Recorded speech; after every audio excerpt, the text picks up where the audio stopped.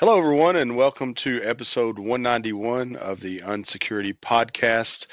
Back again after a short break. Happy to be here. Oh, sorry, smacked my headset there. With the always wonderful Brad Nah. Hey, Brad, how you doing today? So excited you had to slap yourself to bring it back in. I've got this fly in my office that will probably land on my hat that Brad already seen.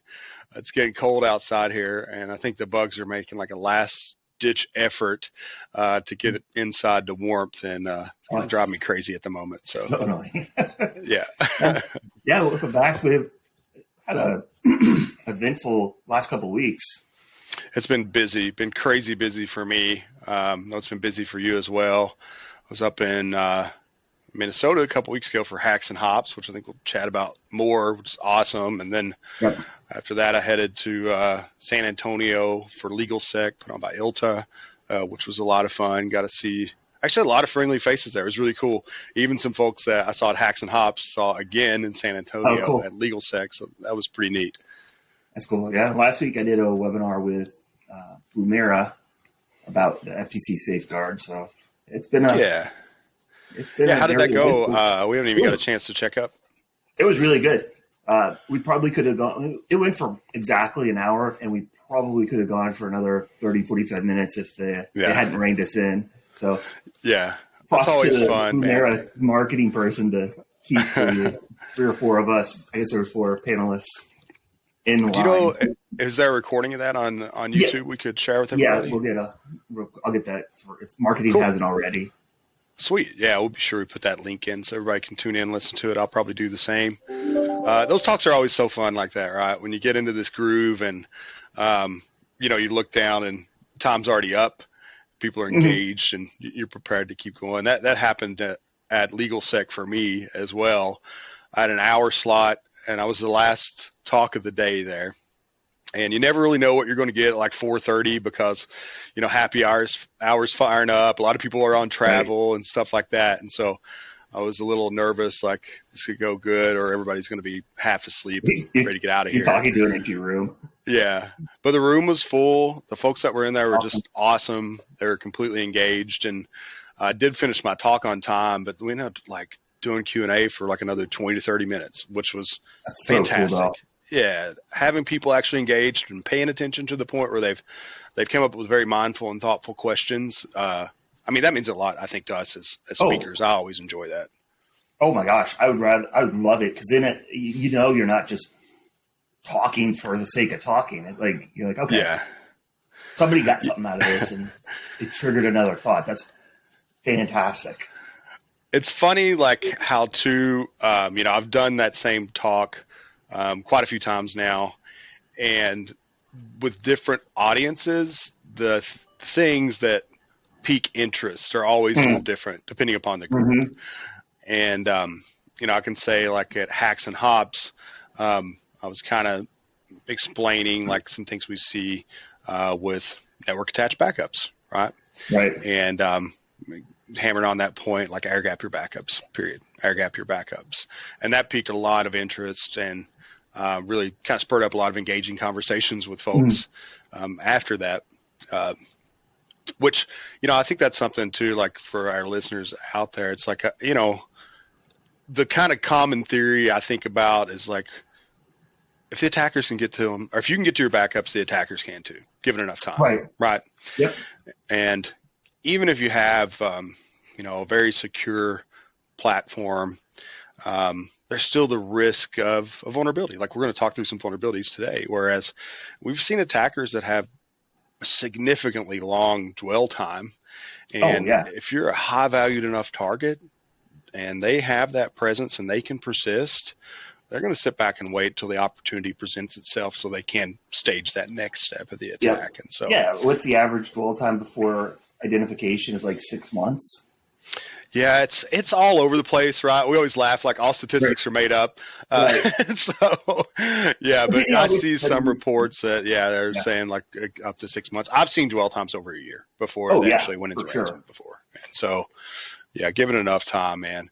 But when we were, I was in Texas, the comment I made that kind of stirred the pot down there was, about trusting your EDR, because I was talking a lot about command and control. And if you're just trusting your endpoint detection to find and be able to quarantine, remediate that command and control, kind of flying blind here, man. That's not a good approach. Well, and we've seen it where the software would do that if it had been configured properly. Sure. Right? So you can't just assume, slap it in, you're safe. You've got to actually configure it. And is it deployed at the correct place? Deployed correctly across the entire environment? And are you managing it correctly too? Right. And that's what we see in a lot of cases where maybe your endpoint detection is identifying characteristics that if you're monitoring, you could determine was a C2. But if you're deploying that tool, letting it cook and expecting it to be your silver bullet, that's a pretty poor approach. Yeah. Yeah. Are your endpoints making DNS calls to the Netherlands? Your EDR may not catch that, but if you're watching it, that's unusual. Yeah. Yeah. 100%. I think it's like what we talk about a lot. Like there's no silver bullet out there. No. Security's not, there's no easy button security. Security isn't hard. It's a lot of work, right? Yeah. It's a lot of work. Yeah. That's a good way to put it. Yeah.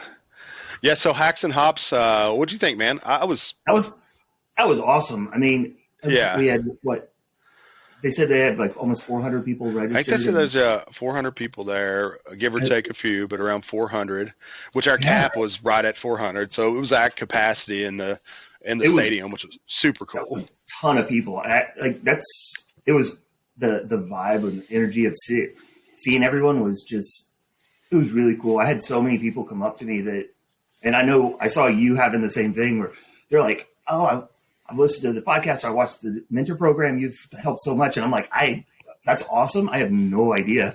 Like, I don't know how to react to that still. It's kind of weird. Yeah. It felt really good in there. There's like a lot of love and a lot of respect in there. Oh, and, it was just a nice vibe overall, getting to connect with folks who we don't normally get to connect with, and having that face-to-face interaction was just fantastic. And our marketing team, I have to give them kudos. Oh, it was top to bottom, presentations, the setup, the food, the drink, the on-field experience. It was phenomenal. It's out of this world. Oh, absolutely. And they definitely, it showed their work and dedication showed. They worked really, really hard this year to have that event be such a success. Well, so I'm really proud of those guys. You got to figure, there's been such a buildup after we had a couple, then we did the virtual, and then, we can't really go back and do this. So, so now it's like, all right, let's really, knock it out of the park. And man, they did. Yeah, they sure did. It was so cool too. I had no idea we were even allowed to go onto the field. Oh, really? Yeah, and then seeing the field open, they had a box of balls there. So that was a surprise to me.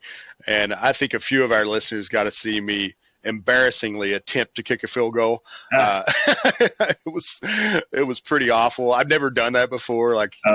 Never kicked with a holder or anything. And I was like, I watch Kentucky football a lot, and I'm always our kicker is not great this year. He's had a rough go at it. And after that experience, I got home and I'm like, I'm going to give the guy a little slack. It gives you a whole new level of respect for those guys hitting 90% when you're trying from 15 yards and they're like, well, what? The act of doing it alone is hard, right? Yep. And then you add in the distance far beyond where I was trying to kick it from, but then you got a packed crowd and all the pressure of everyone's depending on you, And 11, 200 to 300 pound dudes coming at you real quick. So you got to be quick. And I respect that whole thing, end to end, the snapper, the holder's got to hold perfect and the punter's got to execute. So Matt Ruffalo, who's not listening to this podcast, I'm sure if you ever heard me talk smack about you, I'm sorry, I take it back. You're doing a pretty decent job. My favorite part of Hacks and Hops, though, was Renee telling you to slow down, take a breath, have a sip. Have a sip. You were all worked up. It was funny. Yeah, I was anxious up there. It was a lot of folks in the room, and It's different. I mean, I feel like for myself in speaking engagements, I really love like the 25 to 50 people audiences because I have the ability to read people's faces and see what they react to. And that's kind of calming for me. That's why I made the joke. Like I'm trying to, picture everyone in their underwear, but there's a lot of you here. And so it was difficult to work through some of those same techniques with a larger audience, but no, you did great. I thought it was, I didn't read it as nervousness. I read it as like, you're amped up. Like I'm super passionate about this. I was very excited to be there for sure. And sometimes that nervous energy is good. I think it's like Brandon, the marketing team, him and I were talking about this a few weeks ago, but he said like, if you are anxious about something, like it's just cause you care about it, and that's a good thing. You want to do good. You want to succeed. And so it's never a bad thing. I always get that little nervousness in the pit of the stomach before going on. Yeah. And then as soon as you start talking, it just goes away and you're just there. Yeah. It's kind of like zone out for a little bit. Once you hit your groove, you feel comfortable. I wish I would have got a few more laughs out of my memes, but hey, that's the way it goes. I have to step up my meme game next year. No big deal. Yeah, there you go. Yeah. But yeah, too, and a shout out, like we had Evan on as well, Michael Kennedy from Austria, who was on with us a couple weeks ago. Max Rogers was from Huntress. He was there. We had a great panel. Judy Hatchett was there. Yeah, Judy's awesome. Yeah, she's incredible. And then Eric and Seth from our team was there as well. Was it Trilio? Yeah, from Trellix. Trellix, that's what it was. Yeah, that's right. Yeah. Mike from Trellix was there. And then, I got to do a talk. Every one of the speakers was good. That was great. Learned how to hold the mic better, but other than that, people were giving him grief. I think we'll just get him headset mics like we wear next time. There you go. You don't have to worry about it. He's a little soft, but man, every single one of those presenters was just fantastic, good information. I really enjoyed the panel before I went on. I thought that that panel was just fantastic. A lot of good information, a lot of good questions. The one question, my favorite question of the day was a attendee in the audience who asked, and I'm paraphrasing, I don't know, maybe you could remember verbatim, but something about like, hey, if you work in cybersecurity and nobody likes you, like how do you make them like you more? Asking for a friend. Yeah, pretty close. Yeah, your coworkers don't like you. How can we change that? Yeah. Get used to it. But I wish I could remember his name, but I had a really good conversation with him at the end too. Yeah, super nice guy. Talked to him. I actually had to find him after the event just to say like it was the best question of the day. Yeah, I really enjoyed that. Also, just be a cool dude, man. And if they don't like you, that's their problem. They're losing out, not you, man. Not you. Yeah, and I gave him my advice to him was from that work perspective. Don't be the no person for security. Be the yes, but yes, we can do that. But do you understand the risks? Yeah, and that way you're not always saying no to them and let them make that decision in an educated format. So yeah, that's fantastic advice for sure. Hopefully, it helps them. Well, cool, man. So for our listeners today, we thought we'd just chat about hacks and hops. It was a lot of fun. And then maybe just hit on some new stuff. There's been a lot of things happen since we last had a show. And so I think there's just some stuff out there we're going to share with you guys and make sure you're up to date on that. And, have a little fun while we do so.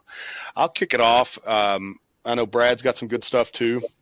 The one thing I hope all of our listeners have been made aware of and have responded to at this point is there were some Exchange O-Days that were released a few weeks ago, CVE 2022-41040 and CVE 2022-41082. One of those is a server-side forgery request, and the other is a remote code execution via PowerShell abuse. These are very similar to what we saw with Proxy Logon and ProxyShell just over a year ago in 2021. We all remember the impact of that. Pretty much every Exchange server that was alive on the internet had impact from that. And then because of that, too, a lot of people had immediate impact where shells were dropped on their Exchange server. They patched when the patch came out and assumed that remediated the previous exploit that had been deployed by our threat actors when it didn't. And then we saw a lot of post-secondary activity come kind of months later after that initial exploit was released. And so we don't want to see the same thing happen to folks again. I can say at this point, The patches still are not released from Microsoft. We hope we'll see those soon, but there are mitigating controls that we've sent out. We also have them on our threat feed on Project Hi-Fi. So I would encourage everyone listening, if you haven't done that, you can check out our threat feed or go to Microsoft, their knowledge base for mitigating controls. Implement those mitigating controls right away. And I also recommend doing a hunt right away, just reviewing if you have on-prem Exchange, review your server for indicators of compromise so that we don't have a bigger incident a few months down the road. Yeah, and always good advice, increase the logging and monitoring. Right? For sure. Step it up, be extra vigilant as you're doing this, because even if you look for those IOCs, it's easy to miss them if you're, if that's not something you do on a regular basis. So watching that unusual traffic or. Yep, 100%. If you don't have forensic expertise, sometimes working through that review can be challenging. One positive I can say about this one is in the beginning, it was very unclear as if authentication was required or wasn't required. At this point, it does appear as though authentication is required for successful exploit. And so that's good. So I can assume our impact from this is going to be less than it was last year. That being said, too, how confident are you don't have a compromised account in your infrastructure? And so maybe 25-30% of what it was last year. Yeah, right. Is that all? Yeah, and it's still going to be significant at that point. So do those hunts. I can say the main thing for the hunt, what you want to look for at high level is they're typically dropping a China shop or web shell, right? Mm-hmm. And so you can hunt for web pages created on your Exchange server that shouldn't be there. Typically, ASP or ASPX files is what they're going to be deploying those China choppers as. So I would just do a good review of my web server, look into timelining, and try to timeline that server for any file access creation or birth events to see if there's evidence of ASP or ASPX files that you don't expect to be in your environment. Yeah, and that's a good reason why we ask, do you monitor your critical device, your storage for unexpected or unauthorized files? Exactly this, right? For 100%. And I know too, everybody should be doing that. And if we're real on the flip side, we've been there too. It's hard with modern technologies, right? It's so hard. If you go look at your Exchange server, you're going to find a couple hundred ASPX sites that are there that you probably aren't even aware of to begin with. And so I think, to Brad's point, it's also why we talk about, you have to normalize to identify anomalies to find evil, right? And so that's why having a process in place to do just that is important. Yep. On it. Very cool. Yeah. Hopefully they get that patch out and it's minimal impact. Yeah. I do got to say before we move on to the next thing related to Microsoft, since we're beating them up at the moment here, but they did last week on Patch Tuesday, they put out a bunch of patches. There were 15 criticals in that Patch Tuesday. There were criticals affecting Office, SharePoint, Hyper-V, Windows point-to-point. So this is one of those times you may want to accelerate your patching process to get those out ASAP. Yeah, I was looking at that. There was 84 unique patches or something. It's it was insane. Wow. It was insane. That happened with Microsoft last week. Adobe put out 29 patches with a bunch of criticals as well. So yeah, it's a busy week for admins. This week, I'm sure. Thank you all for all your hard work because I know you're probably drowning a bit. There are some days when I'm very glad I'm not running an IT shop anymore. And seeing those things come out makes me go, oh, thank goodness. Yeah. I don't have to worry about getting everything patched because there's 15 criticals now. Yep, for sure. So that's my story to start with. What you got, Brad? So I'll go with the kind of it was slightly amusing but sad too. But there was a criminal case against a former student of the University of Puerto Rico. He got 13 months in federal prison for hacking 15 of his female classmates. Let's see, I think that's what it said. And he had targeted over 100. Spoofing, phishing attempts, gathering personal information. So, looking at Instagram and all the social media, as well as their email or Snapchat. That was the other one. It's sad because, I mean, ruined his life, right? For what? This type of story just makes me so angry. I mean, absolutely irate and angry that it's just as people, like if we get to the core of this, like why we think it's okay to do things like this to other people. I did laugh his handle though. That did make me chuckle. Yeah. So what was his handle again? Slayer Root in Leet speak. So I think this kid deserves to have whatever he gets at this point. And I think that we need to set a precedence here for this type of cybercrime. And this reminds me of the story like we were talking about with Hunter Moore, who started essentially a revenge porn website called Is Anyone Up? Later found out that a large volume of the data he was sharing was actually hacked and stolen content. And the guy got a couple of years in prison for this. And he had significant damage on his victim's life that are long-term. And, even beyond like the initial impact of what happens, like think about the emotional damage, the mental damage that victims have to suffer through, and it doesn't go away. Like there's no quick fix for that. And so once it's out there, it's out there. We got to throw the book at these people. It makes me so angry to see stories like this. I was disappointed. So he was found guilty for 15 students, but only got 13 months of imprisonment. That doesn't seem, he did get 2 years of supervised release afterwards, but I mean, really less than a month for doing this? Less than a month or less than 12 months? Less than a month per victim. I'm sorry. Yeah, it's absurd. It's completely absurd. And I understand he's a minor, but I still feel like we have to be harsher on crimes like these to set an example to try to prevent them from recurring. I think it also goes back to challenges that a lot of parents are dealing with, and even challenges that we have as security professionals and leaders to properly educate people.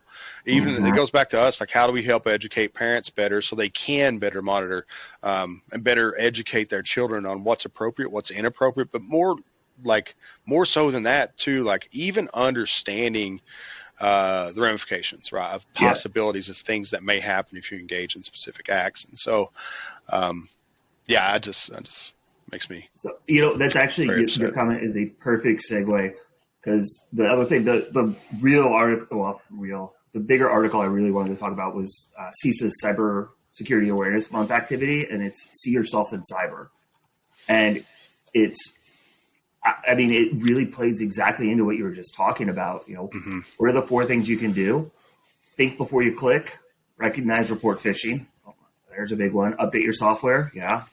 Use strong passwords. Yep. And use MFA, and not victim blaming by any means. But if you had reported the phishing or had multi-factor, likely those things don't, you don't get hacked. It reduces your risk. It's not perfect, and it's easy to be tricked, but it minimizes it. It's like I always talk about that. It's going to reduce your risk, like you said, for sure. There's no like hack-proof solution here. If somebody wants to target you bad enough, there's a chance they're going to get you. But the reality is, it's like I said, our attackers are humans too, and they want to go to soft targets, easy targets. And so if you're a hard target, you make yourself a hard target, your chances of having a significant impact just reduce dramatically. So I love those 4 things. I think those are things that we preach a lot here. So I'm happy to see that. Yeah. Yeah. They really, I think their toolkit is pretty nice too, that they have available. So we'll make sure we get those linked as well, but really just solid advice. People like to complain, but I think they've done overall a really good job in, getting out a solid message to the general public. Yeah, I think CISA has stepped up their game too in the last 12 months. I can say that the only I think the challenge they run into is sometimes they may be a little bit behind in their communications, right? Yeah. And I get that. I mean, it is hard to stay at the forefront of everything that's breaking every single day. On the flip side, though, they're putting a lot of really good information into the masses' hands, and I'm happy to see that. I know that's, it's easy to forget about that work they're doing, but they're doing good work. Yeah. Yeah. Like I said, especially, I mean, you can complain about the backside of it with their, getting alerts out from a technical perspective or whatever, but from a public awareness side, I think they do a solid job. Mm-hmm.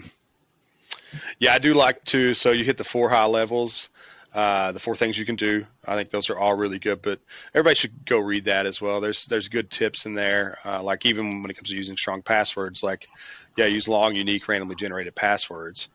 Use a password manager.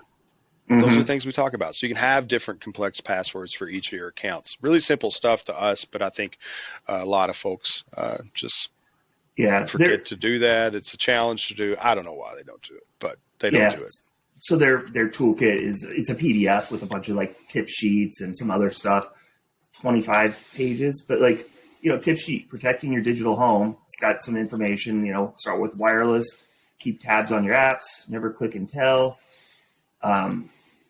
Know your cyber basics, enable MFA. If you connect it, you must protect it, whether it's computer, smartphone, gaming device, right? So it's like written in an easy to understand manner. It's not, written in a security tone. I love that. I think it goes back to one of Evan's core messages is we all have to speak the same language.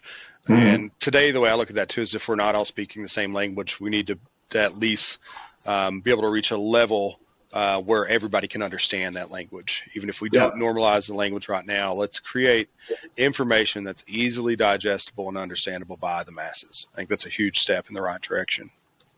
Yeah, and I've got some really good tips in here. I'm just kind of scrolling through it. But yeah, definitely take a look at that, download that toolkit, use it. Let's all be cyber aware. Yeah, let's be cyber aware, have good hygiene. So I got one more quick news story to touch on too. And I'm sure, again, I hope that most folks have heard about this as well. But there was another Fortinet vulnerability that allowed remote authentication bypass. I'm screaming about this right now because, believe it or not, we still discover devices in the wild that are still vulnerable to the 2018 remote authentication bypass vulnerability, which is a trivial exploit. This seems like a very trivial exploit as well. So I expect at this point, if you have a device that's vulnerable, it's probably already been exploited. You need to get that patch. You're going to need to understand the impact of what data was stolen, if they've created persistent access, and so on.